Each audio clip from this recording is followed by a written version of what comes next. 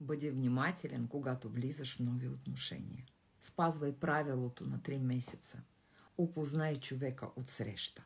Кой стои пред тебе? Дали неговите ценности съвпадат с твоите ценности?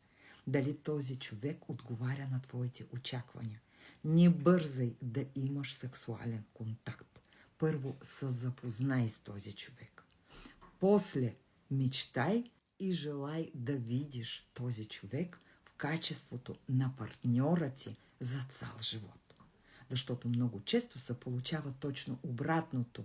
Първо, аз се влюбвам, впускам се в отношенията и след това разбирам, че пред мен стои съвсем друг човек. Но всъщност ти просто не си го опознал в началото. Обръщай вниманието на ред флаговете. Повярвай ми, дори в началото, ако ние слушаме и гледаме внимателно, ние ще видим всичко. Но понякога така не се иска. Така че първо опознаваш човека, след това вече градиш сериозни отношения. Бъди внимателен.